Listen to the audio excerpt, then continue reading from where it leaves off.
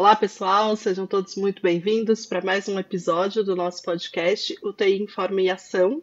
Eu sou a Débora e você pode me encontrar no @movimenta_UTI e nós vamos para mais um episódio para formar e pôr em ação fisioterapeutas de excelência nas nossas UTIs. Olá pessoal, eu sou o Sancler Bernardes, sou fisioterapeuta intensivista e você também me encontra lá no Instagram, no @SanclerBernardes. E juntos você já sabe, você nos encontra aqui no podcast UTI Informa em Ação, você pode nos encontrar lá no YouTube, no nosso canal ou nas principais plataformas de áudio.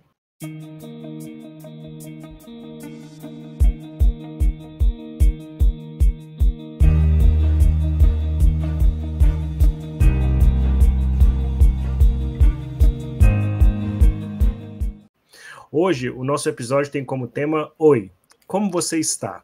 A gente vai discutir sobre a saúde mental dos profissionais que trabalham na UTI. E para ter essa conversa, a gente trouxe um convidado muito especial. Nosso convidado de hoje é o Éder Dantas. O Éder é enfermeiro e sanitarista aqui em Natal, no Rio Grande do Norte.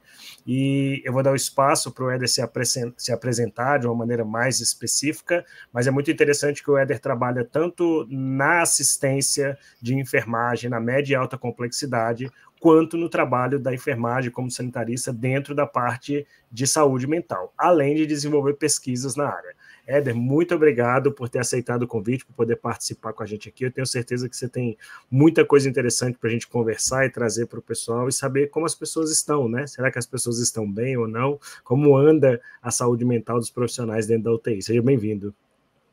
Isso, boa noite. Muito obrigado pelo convite, Débora, Sancler. É um episódio super importante, né? O Oi, como você está? É para cada um olhar um pouquinho para si, né, em períodos difíceis que nós passamos e ainda estamos passando.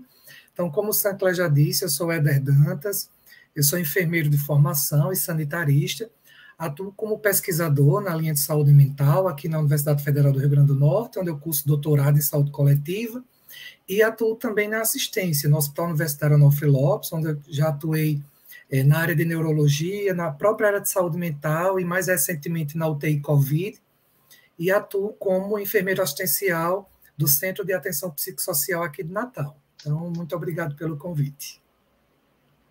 Obrigada, Éder, por ter aceitado estar aqui com a gente. Eu acho que é um tema super importante.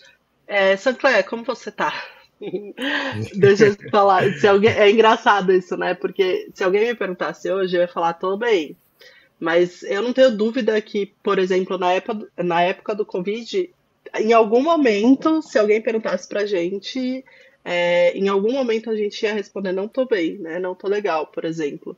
E eu fico até me perguntando, sabe, Éder, Sancler, se realmente foi só no Covid ou se era uma coisa que a gente não falava, né? Que as pessoas tinham vergonha, que não era exposto, porque eu pelo menos tive a sensação que de repente, na época do Covid, estava tudo bem falar que não estava tudo bem, né? A gente, um falava, o outro falava, e vinha aquela cascata de, poxa, se as pessoas estão falando, eu também posso falar, né? Mas eu não sei se sempre foi assim, né? Essa abertura para esse tema. E aí eu talvez tenho a tendência a achar que por muitas vezes não esteve tudo bem para quem trabalha exaustivamente, né, nessa função dentro da unidade de terapia intensiva, mas pouco se falava nisso, né? Não sei o que você acha, Sancler.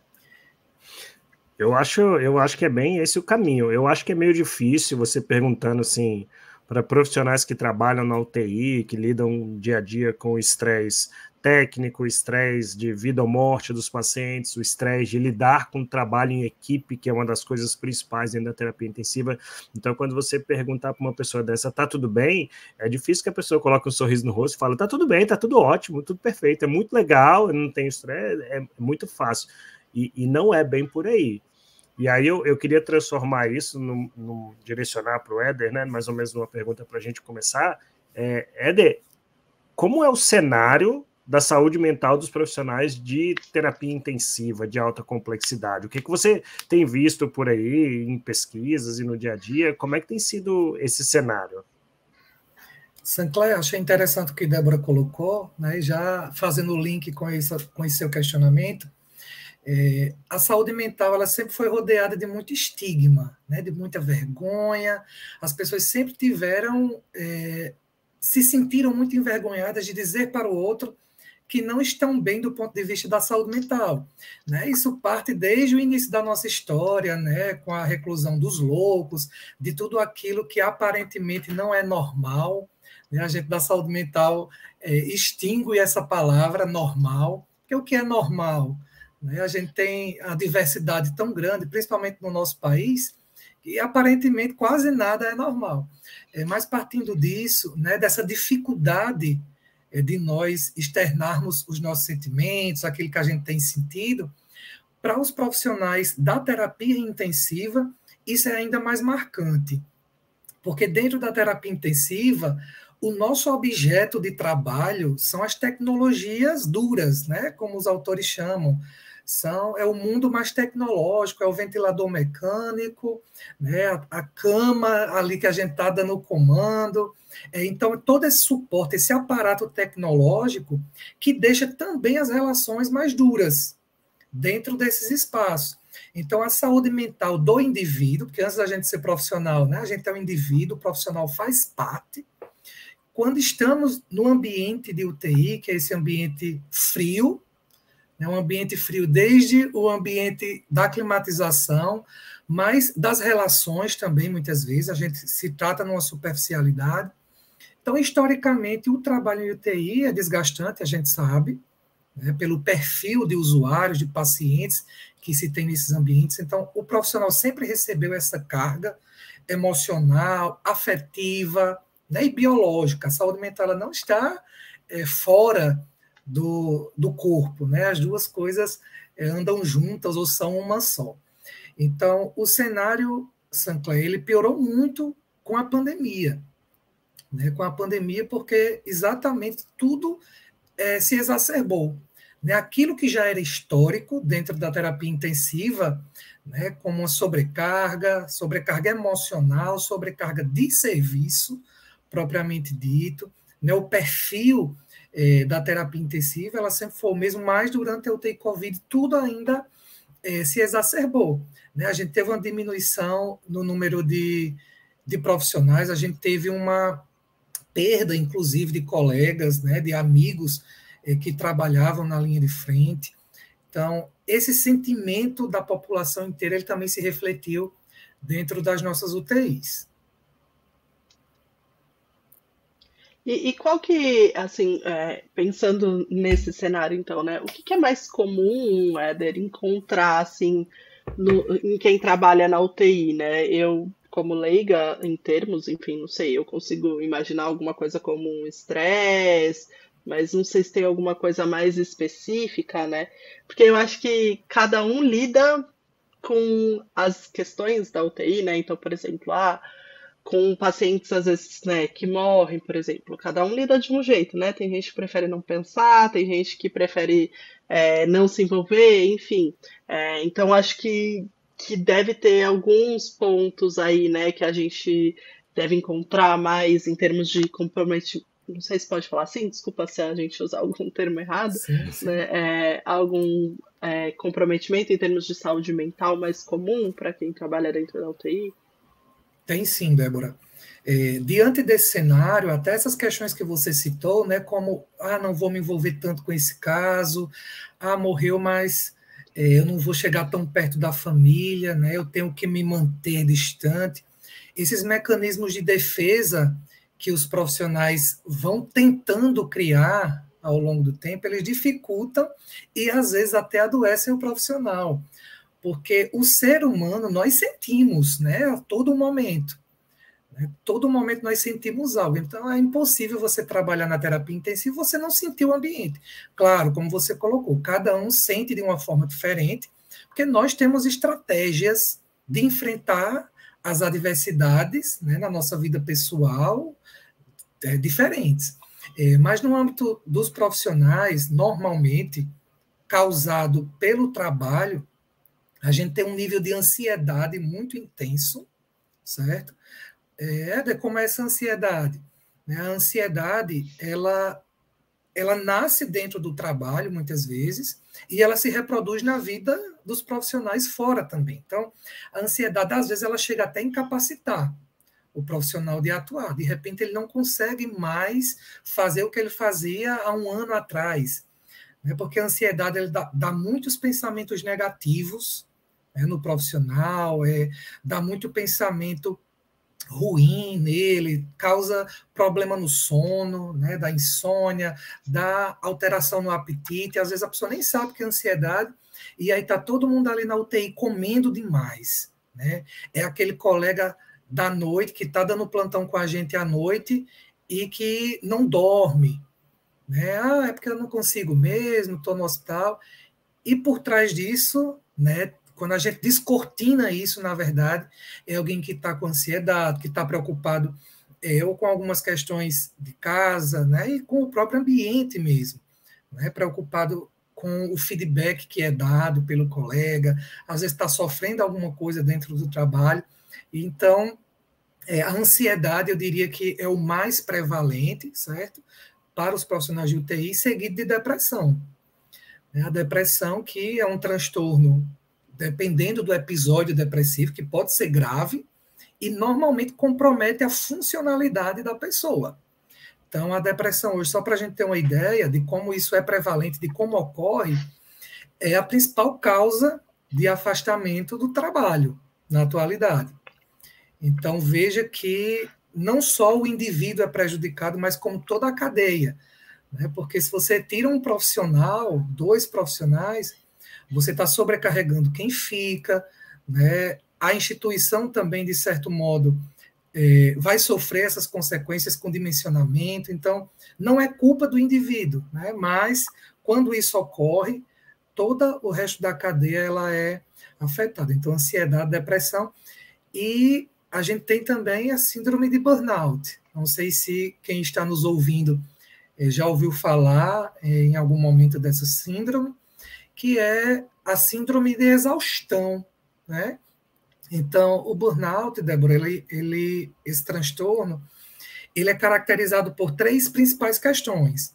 Né? O profissional, e nós profissionais de saúde somos os mais atingidos pelo burnout. A gente é acometido por despersonalização, ou seja, você não se reconhece mais fazendo aquela atividade no trabalho. A gente é acometido por um esgotamento físico e mental intenso, certo? E a gente é acometido por desesperança. Você não tem mais esperança naquilo que você faz. Então é muito triste ver um colega nosso passando por uma situação dessas, mas é um dos transtornos prevalentes em profissionais que trabalham na terapia intensiva. E não é com alarmes que a gente fala sobre isso, mas é no sentido de dizer, oi, como você está? Né? O profissional, muitas vezes, Sancler, ele passa por situações difíceis no trabalho durante muitos anos. E essas situações, muitas vezes, não são resolvidas, né? Nem do ponto de vista interno, nem do ponto de vista das relações. Né? Então, pegando um ganchinho disso que a gente está conversando, eu sempre costumo citar isso, né? O profissional da terapia intensiva, ele busca muito ter ética do cuidado, né? Como cuidar dessa pessoa que está tão enferma, está tão doente, né? Ali está grave normalmente. Isso é a ética do cuidado. Mas não é ético você cuidar do outro se você não cuida de si, se você não se sente bem. Então, isso é muito forte, né? É a ética das relações, né? Extrapola a ética do cuidado. É a autocompaixão, né? A gente se cobra muito. O profissional de terapia intensiva é um profissional que se cobra demais para estar atento a toda a tecnologia, ao que está chegando. Você não pode errar, né? Você tem receio de ser criticado, e às vezes, quando você erra, realmente tem uma repercussão muito negativa para a vida do doente. Então, esse excesso de cobrança, de autocobrança, às vezes ele afasta de uma sensação de bem-estar mesmo. E é preciso a gente se perguntar, né? Como é que eu estou? Oi, como você está? E oi, como eu estou? Né? Como eu estou me sentindo hoje aí o plantão? Como eu estou me sentindo com os meus colegas, com a minha equipe? É muito importante, né, a gente discutir sobre isso.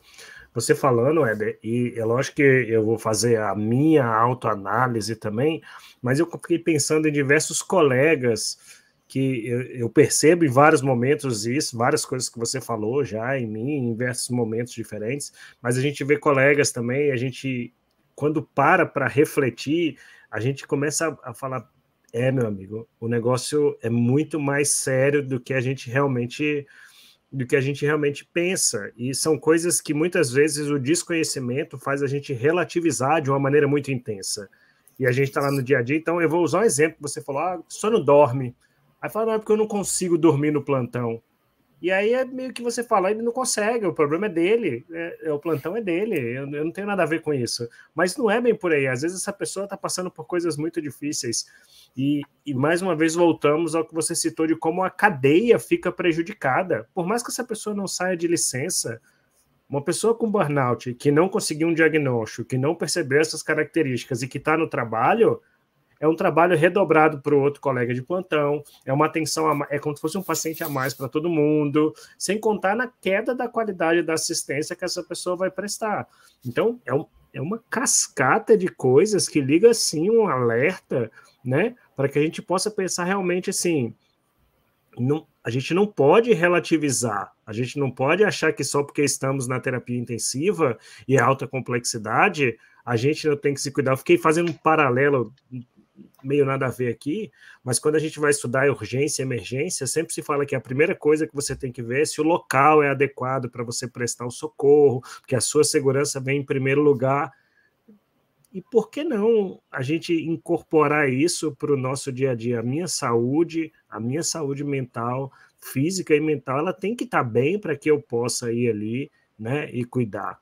É muito intrigante e interessante ao mesmo tempo todas essas colocações.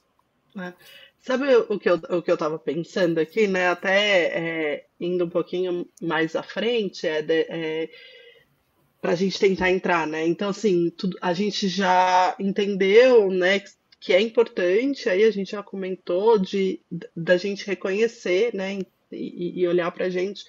Mas, assim, de onde vem isso, né? Eu fiquei pensando agora com vocês falando, por exemplo, né, essa coisa de, eu não durmo, mas tá tudo bem. A gente vê muito assim, eu tô dando 36 horas de 50 plantão, plantões. tá tudo bem, né? E eu acho que um pouco, não sei se eu tô errada, né? Mas eu acho que um pouco vem também dessa ideia de que o profissional da saúde ele tem que se doar o tempo todo, né? Fisioterapia por amor, enfermagem por amor, acima de qualquer coisa, né? E aí, às vezes, é isso, né? Assim, tudo bem, mas você não vai conseguir dar o que você não tem, né? Acho que a sua fala foi muito importante, né? Como é que você vai cuidar de alguém se você não tá bem, né? Então, acho que uma dessas coisas que talvez a gente deveria repensar tudo bem, a gente tem amor pelo que a gente faz, mas assim, como que isso está sendo oferecido, né? Essa ideia de que a gente tem que sempre, né? Não sei o que você acha, Éder, você acha que faz sentido? Faz todo sentido, Débora, porque quando a gente está atuando na terapia intensiva ou em qualquer outro lugar, por sermos profissional de saúde, nós temos o que na saúde mental a gente define como signos. Né? Cada um de nós atribuímos valor às coisas. Né? E são os signos que nós temos que, desde a nossa infância, vem conosco. Então, quando a gente está trabalhando os principais signos do profissional de saúde que nos leva a atuar, mesmo que inconscientemente é isso. Né? O ter que ajudar, é o ter que fazer, é o ter que aplicar aquilo que eu conheço, aplicar novas técnicas, fazer até me exaurir, né? Se doar, e isso provém de uma ideia, de uma falácia, né, que o profissional de saúde é um herói, né, como a gente ouviu aí na pandemia, né, essas falácias. Então, esse processo, né, de você estar sempre ali rodeando, né, circulando a mesma tensão, né, do doar-se demais, do prestar demais, né, às vezes até para tentar se colocar na sua equipe como alguém reconhecido ali, isso com certeza gera diversos gatilhos. Porque, e às vezes é uma proteção também, Débora, é uma forma do profissional se proteger de si mesmo. Muita gente se protege de si mesmo, muito profissional, porque quando você se olha, quando você para um pouquinho para se enxergar, você vai conhecer uma nova face. Né? A gente está tão acostumado a só fazer, a só praticar, que quando você diz, espera aí, eu tenho que dar consciência aos meus atos, tudo muda. Tudo vai mudar, inclusive a sua forma de atuar. E a gente tem que repensar sempre. Né? A gente sabe que as nossas categorias elas são altamente desvalorizadas, e a desvalorização profissional ela também está totalmente relacionada a problemas de saúde mental nos profissionais de saúde. Mas, apesar dessa desvalorização, eu preciso trabalhar 48 horas seguidas e no outro dia ter outras coisas da minha vida pessoal para fazer, até quando esse processo ele não vai me adoecer, ele não vai trazer consequências negativas. E quando eu falo de adoecimento, eu não estou falando só dos transtornos que eu citei aqui. A gente, na atenção psicossocial, a gente fala que o adoecimento ele vai para além de um diagnóstico. Né? A gente tem a questão social também.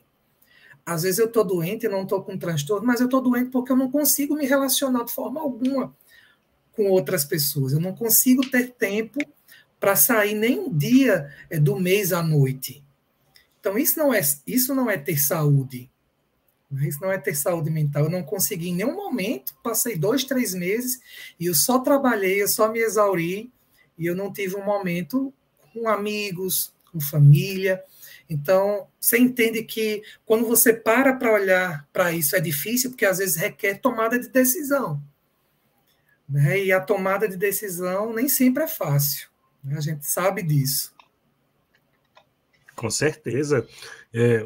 Você falou, eu lembro de uma vez, um mês, eu estava mais que para o começo da minha vida profissional, e aí o objetivo era, e aí vem a minha fala que eu vou falar agora, extremamente equivocada, hoje em dia eu entendo isso, mas eu sou jovem, é a hora de eu fazer isso, e aí eu me enfurnava dentro das UTIs, e eu fazia, sei lá, 58 plantões de 6 horas, então era um negócio assim, extremamente absurdo. E aí você se perde nisso, e vida social, e família, e controle financeiro, e autodesenvolvimento, e descanso, e de relações afetivas.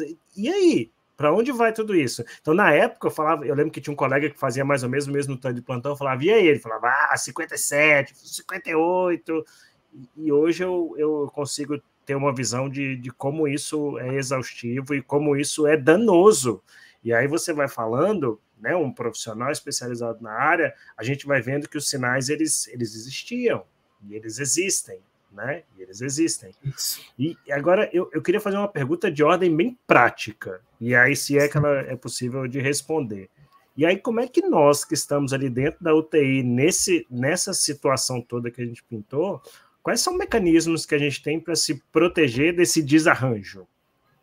Isso. Então, Sancler, de modo prático, nós temos muitas ferramentas do nível individual que a gente pode fazer. E aí, antes de chegar exatamente nisso, só para mostrar uma outra corrente, né? Quando a gente fala de saúde mental, de atenção psicossocial, a gente sempre pensa nas macropolíticas, né? Que são aquelas políticas públicas para toda a população, ou para populações mais necessitadas daquela política. A gente tem as políticas micro, são aquelas políticas que devem ser desenvolvidas pela gestão do hospital, pela supervisão da UTI, certo? Pelo chefe de equipe. Então, e depois disso, tem as nossas questões pessoais, individuais e singulares. Então, a gente está dentro de um contexto. E perceber o contexto, como você bem já falou lá da cinemática do trauma, né, é a primeira coisa quando a gente chega para atender um acidente. Né, e estar diariamente, né, estar um plantão de 12 horas, 24 horas, 36 horas em UTI, pode ser muito danoso para a gente, dependendo do local onde você está e dependendo de como você está. Então, reconhecer, Sancler, aquele ambiente que eu estou, seria a primeira coisa para a gente dar consciência àquilo que a gente está fazendo. Eu venho falando aqui, acho que já falei umas 2 vezes, do dar consciência, e talvez para quem não seja da área de saúde mental seja um pouco confuso. Quando eu digo dar consciência, é a gente fazer ações que nos parecem ser automáticas, né? É muito automático, a gente vê lá no monitor a curvazinha, né? Lá no ventilador, perdão, e a gente lá aspirar o paciente. É uma rotina muito automática.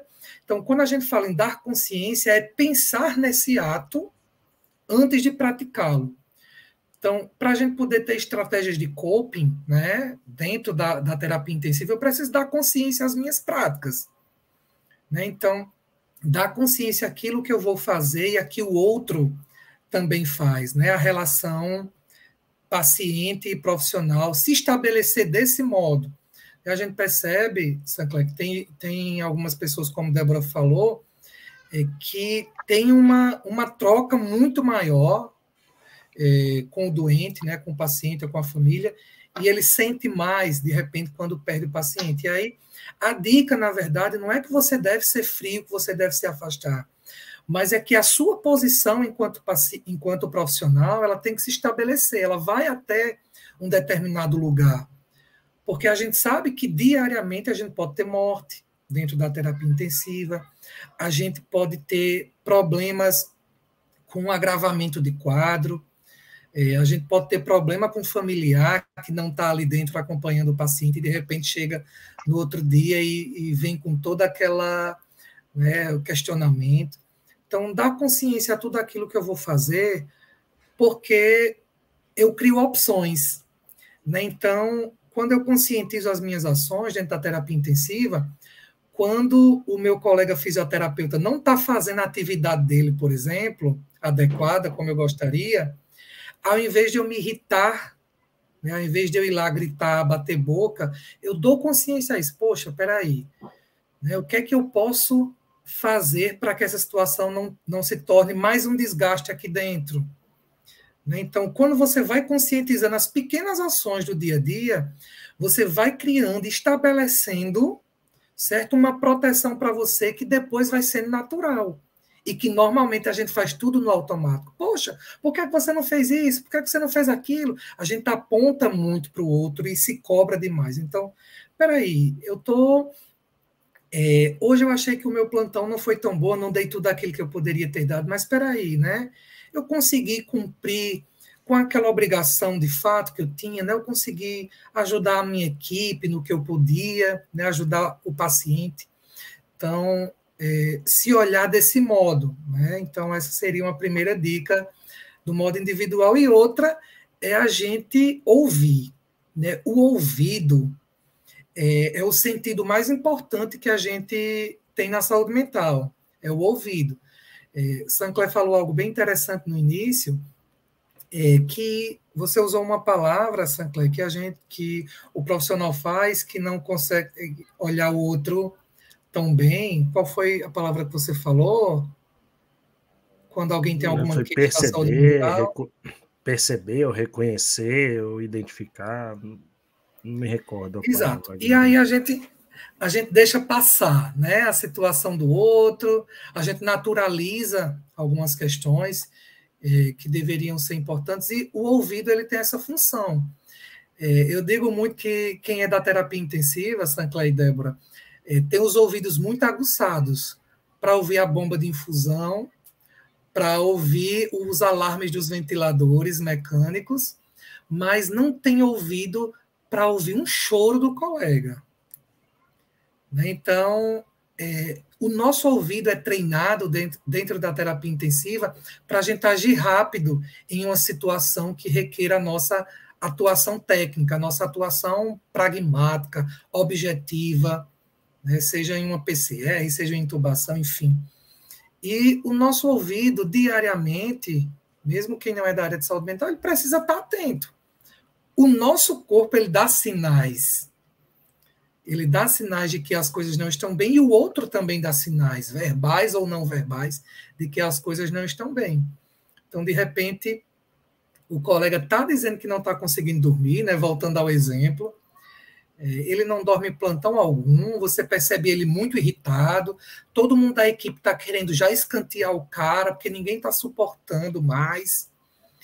E aí você para e diz, poxa, eu vou fazer a célebre pergunta, oi, como você está? né? Mas não é o oi como você está quando a gente passa só pelo outro como automático, né? O automático. Não automático. Isso, é realmente fazer essa simples pergunta, né? Como tem sido seus últimos dias?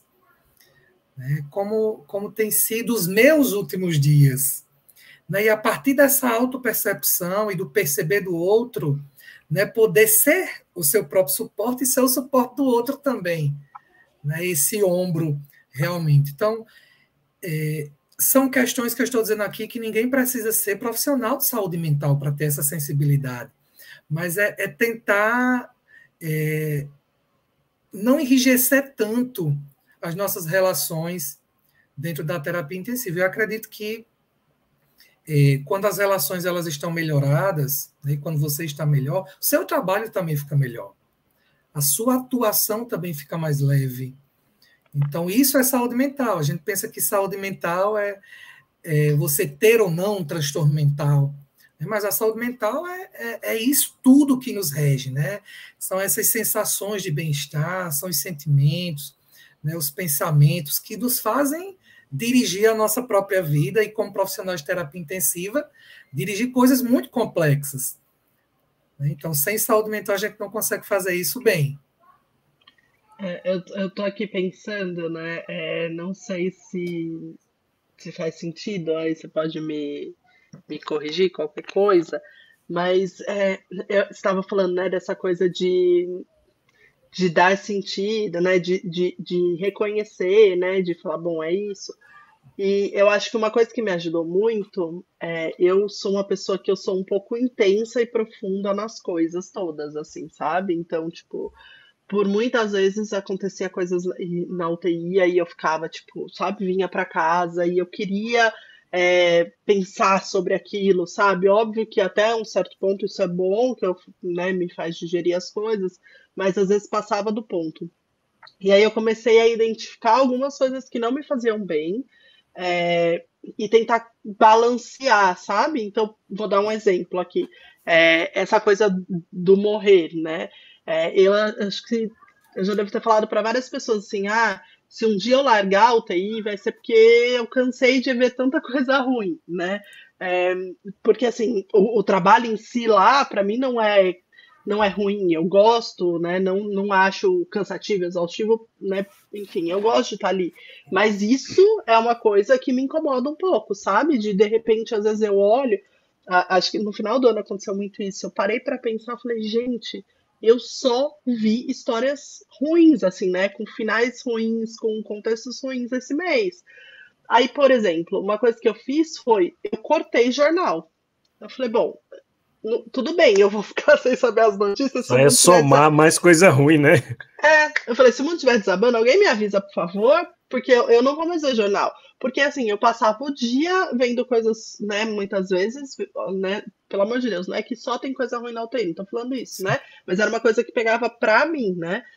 Passava o dia vendo tragédia, o cara que tava no trabalho pintando e caiu e agora tá tetraplégico, né? Aí eu chegava em casa à noite, a hora que eu ia jantar, ligava lá o Jornal Nacional, sei lá o quê, e aí, pum, um monte de tragédia. Pelo amor de Deus, eu preciso um dia vendo tragédia, não dá, né? Então, acho que uma coisa que eu tento, assim, não sei o que você acha, mas é isso, é reconhecer o que da terapia intensiva não me deixa muito legal, assim, sabe, vai enchendo meu pote da ansiedade e tudo mais, e tento contrabalancear na minha vida fora, assim, sabe? Isso, Débora, faz todo sentido. Inclusive, na pandemia mesmo, a gente lançou algumas cartilhas, a Fiocruz lançou algumas cartilhas só sobre a saúde mental de profissionais de saúde, e uma das principais questões que a gente colocava para os profissionais de saúde eram se preservem fora da UTI, se preservem fora do seu ambiente de trabalho. Então, essa questão de ver jornal demais, né, de estar preocupado, tenso demais, querendo receber esse número de informações diárias, minuto a minuto, que a gente tem disponíveis, na verdade, eles aumentam os níveis de ansiedade que a gente já tem. Então, é uma estratégia interessante sempre, né, você trazer esse equilíbrio. Poxa, o que é que eu realmente preciso saber? Durante a pandemia, eu também fiz esse exercício, Débora, com o que a gente chama até de infodemia, né? Assim, uma quantidade exagerada de informações que chega no nosso celular, na internet, na nossa mão, no trânsito, enfim. A gente precisa se equilibrar. Né? Então, na pandemia, eu fiz esse exercício. Espera aí, o que é que eu preciso saber para poder atuar bem, atuar de modo tranquilo? Eu preciso me atualizar de 6 em 6 horas sobre o cenário de óbito, sobre o cenário de colegas que estão morrendo. Não, né? Então, não vou me ater a isso. Né? É importante a gente estar informado, mas eu vou dar um tempo disso também. Né? O que eu preciso saber é que para eu atender bem, eu preciso estar paramentado. Né? Para atender bem, eu preciso conhecer a fisiologia, a fisiopatologia dessa doença. Então, eu estudar um pouco. Então, é realmente o que você colocou, se conhecer, né, ver o que é onde o sapato da gente aperta para você poder consertar ali. Eu confesso que eu fiz exatamente o oposto, né? Antes da pandemia chegar efetivamente no Brasil, eu montei um QG de estudos na sala da minha casa e minha esposa estava no final da gestação e eu ficava com a televisão e internet, e aí tinha hora que eu falava para ela, agora já subiu de 700 para 812 mortes na Itália. Ela falava, eu não quero mais saber, eu não aguento mais esses números e essas coisas todas. Aí até que chegou, e aí eu fui envolvido na pandemia de outra forma, e aí chegou um certo momento que eu não aguentava mais também ver aquilo, porque me consumia extremamente, né? Me consumia extremamente.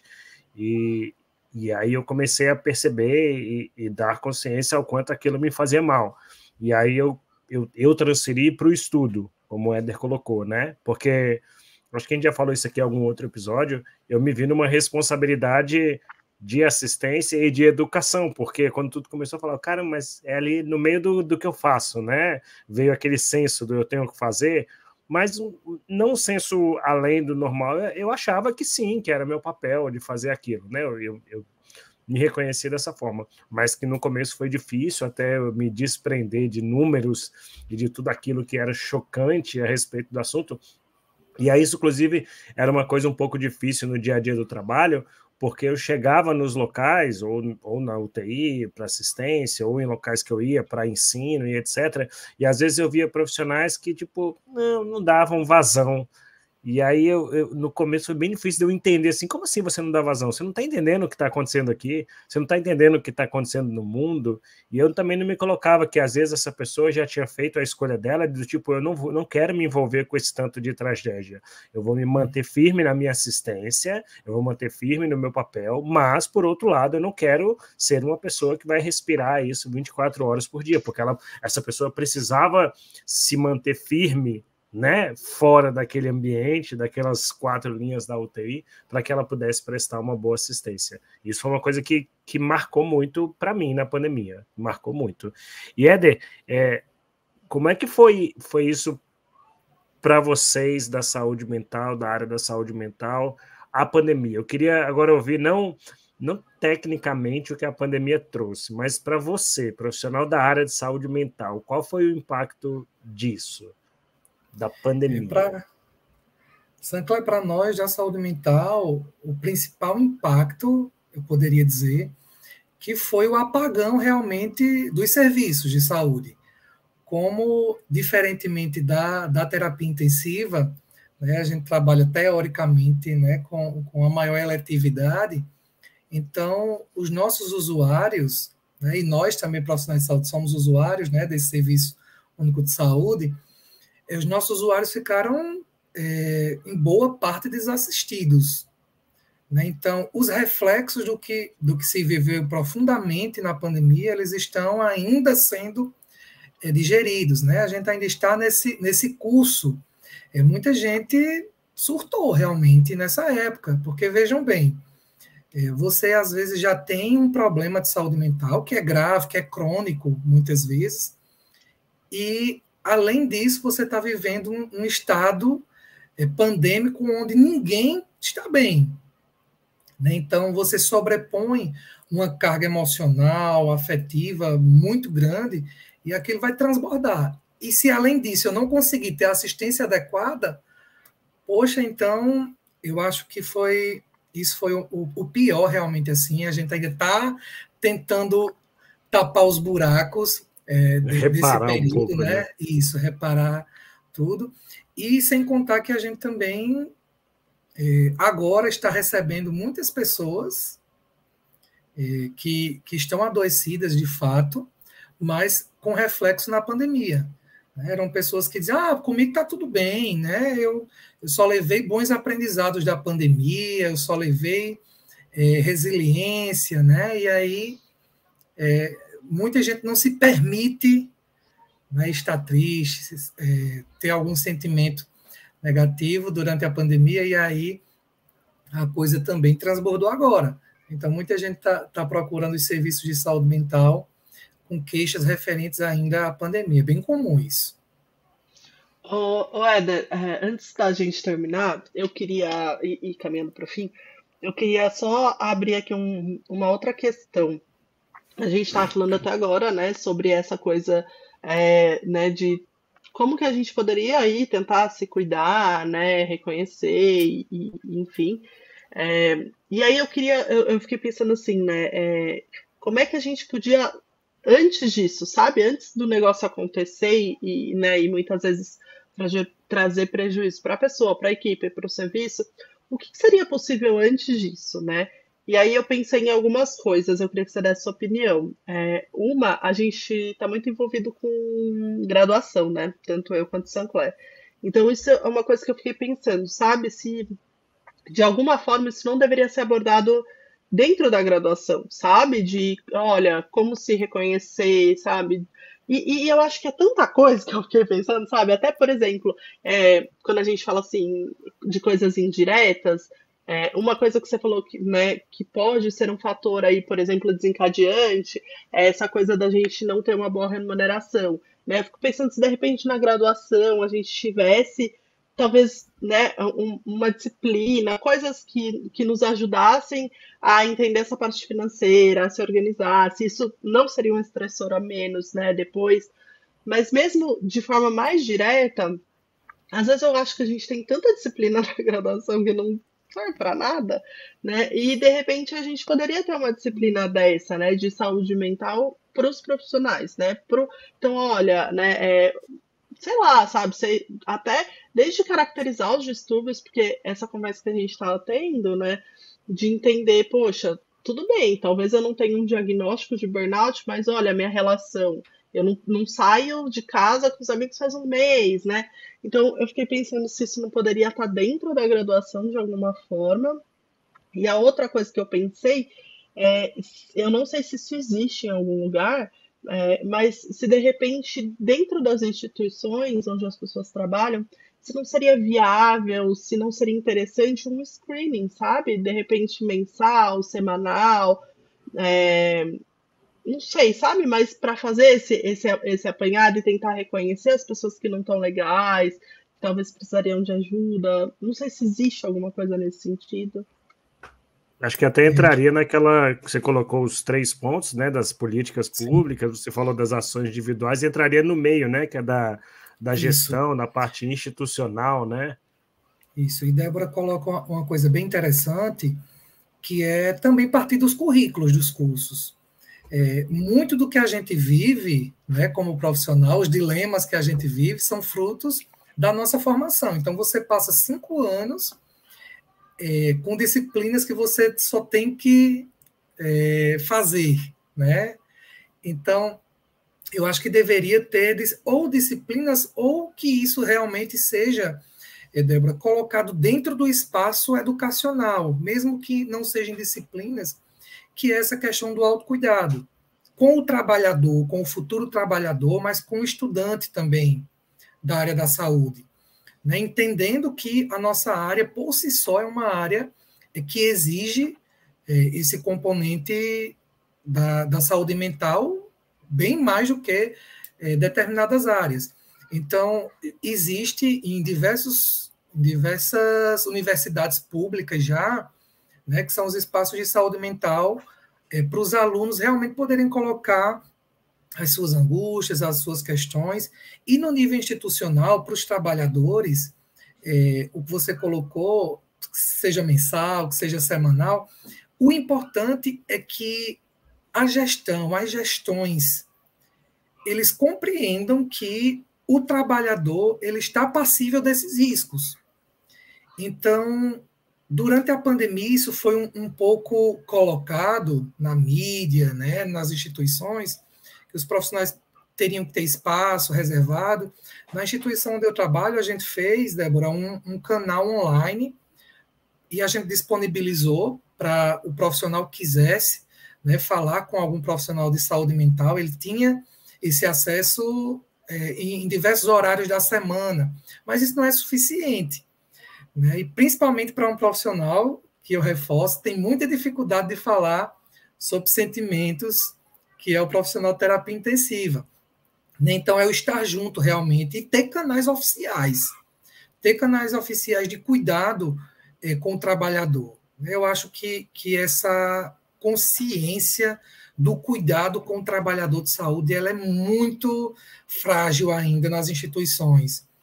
A gente deseja que o profissional faça tudo, que tudo esteja muito bem executado, mas a gente não pensa que esse profissional precisa ter uma retaguarda. Então, a gente aconselha também a realização de grupos, né, onde esses grupos eles consigam ter um espaço de debate próprio, né, de enxergar como é que o outro colega está, como é que o outro colega se sente. Né? Às vezes a gente coloca uma carga emocional só no que eu sinto. Né? Então, ter esses grupos, né, o trabalho em grupo também ele é muito bem-vindo nas instituições, e colocar essa pauta, Débora e Sancler, como algo permanente. Não é uma campanha de Janeiro Branco, não é uma campanha de Setembro Amarelo que vai fazer o nosso profissional ter um espaço, né, e um conhecimento melhor sobre saúde mental. Tem que ser realmente uma pauta permanente nas instituições. Você estava falando disso, e é interessante que quando a gente pensou, né, no tema para o podcast, né, foi até o ano passado, e aí a gente falou, vamos deixar para janeiro, mas com a ideia assim de, gente, é um ano novo, sabe, que está começando, vamos fazer diferente, né, vamos aproveitar esse ano para repensar isso, né? Repensar essas nossas falas corriqueiras de ai, fiz 48 horas de plantão, que lindo, pus no Instagram, ai, não consigo dormir, ai, né? Por amor, para parar para pensar na gente, né? Então acho que esse episódio foi muito, muito interessante, né? Porque foi isso, a gente ficou muito claro, eu acho, né, de reconhecer que existe aí diagnóstico, mas também existem sintomas que precisam ligar o alerta, e a gente precisa reconhecer isso, né? A gente falou um pouco sobre como, né, a gente pode lidar com isso, estratégias, enfim, e também para quem é gestor e escuta a gente, a responsabilidade, né, que essas pessoas também têm em relação a esse tema.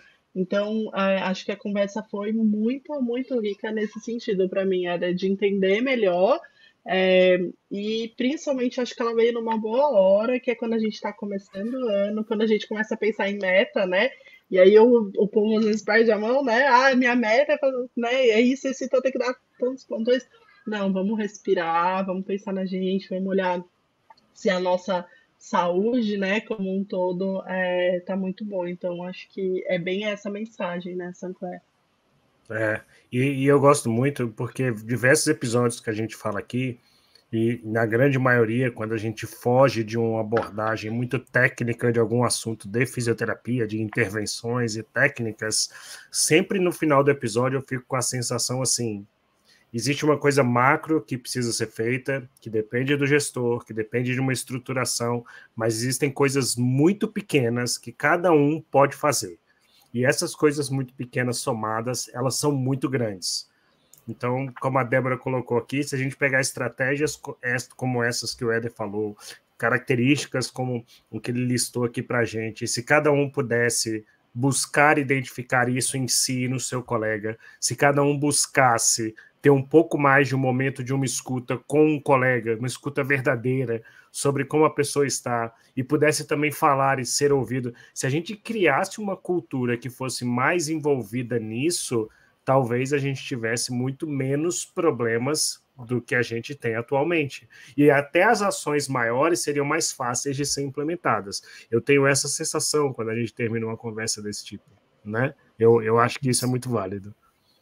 Isso, eu fico muito feliz que nessa conversa a gente tenha conseguido realmente extrair muita coisa, né? Vocês também conseguiram ter esse feeling, porque como vocês são atuantes, né, na área da terapia intensiva, vocês conhecem o dia a dia da terapia intensiva e vocês sabem exatamente o que ocorre no cotidiano. Então, eu acho que o que Débora colocou é bem interessante, né, da gente tentar ver um ano novo e ter uma meta inicial de não adoecer esse ano. Né? A gente uma boa passou meta. por anos muito difíceis, muito complicados. Né? Então, só em nós segurarmos a barra, não adoecermos, é uma meta muito plausível para os profissionais da terapia intensiva que se doam tanto para o outro. E também a gente sempre fala aqui, sabe, que o nosso podcast ele é um pouco fora da caixa, né? Então, a nossa ideia é falar de fisioterapia em UTI, mas com um olhar que talvez as pessoas não tenham. E eu acho que ficou muito claro o quanto falar de saúde mental é fora da caixa, mas está completamente dentro da caixa, né? Porque se a gente não tiver nossa saúde mental preservada, eu posso saber toda a teoria do ventilador mecânico, né? Que talvez eu nem consiga, né? Você está falando do burnout, enfim, nem consiga mudar os parâmetros lá naquela hora, né? Então, acho que não tem como, né? A gente falar em performance, em ser um bom profissional ali dentro, se a gente não parar para pensar na questão de saúde mental. Né? Tudo está interligado, Débora, tudo está interligado, né?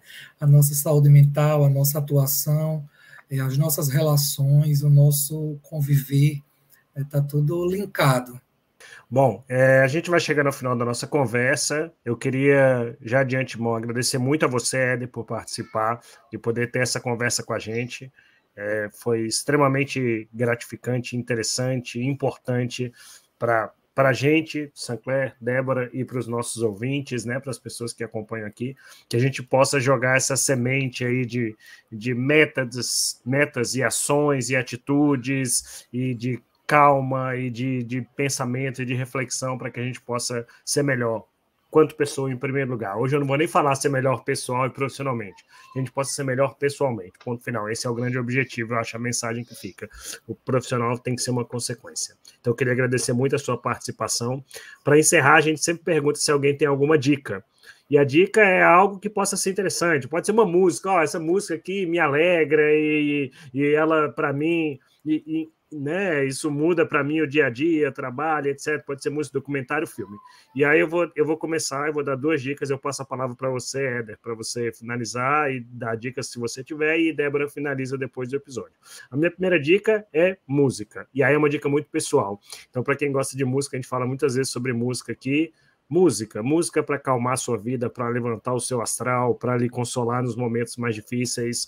Bote música na sua vida. E eu não vou falar qual música, cada um vai na sua, tá bom? E a segunda, eu vou dar uma dica de um filme. É um filme de 1975. Não é um filme exemplo sobre nada da saúde mental, mas é um filme que, para mim, foi muito impactante. E eu acho que ele mostra diversas relações.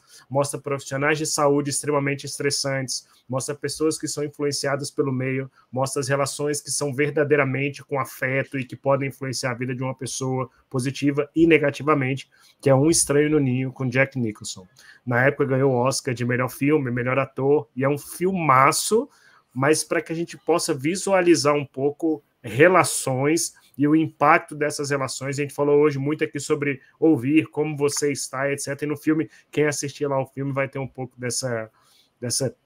da ideia do que eu estou falando. Eu acho que é um filme muito bom, que vale a pena assistir, é um bom entretenimento e ajuda a gente a fazer boas reflexões. Dicas muito valiosas, Sancler. E eu indico também, e a gente tocou bastante aqui no assunto pandemia, né, foi elaborado um documentário bem recente, está lá no Globoplay, que são retratos de uma pandemia, o nome do documentário. Então, para quem quiser entender melhor, um pouquinho mais profundamente, o que a pandemia causou, né, e quais são esses retratos na saúde mental dos profissionais, é um excelente documentário que nos faz refletir um pouco sobre a nossa prática diária, né, e como essa proteção, essa autoproteção, ela é importante, né, e eu acho que essa conversa foi excelente, né, de estar com profissionais que não são exatamente da nossa categoria. Acho que isso é sempre também muito importante, ter trocas, né, entre fisioterapeuta, enfermeiro, médico, enfim. É sempre muito bom estar na companhia de pessoas que não são do nosso mesmo quadrado ali, para a gente ficar junto e misturado.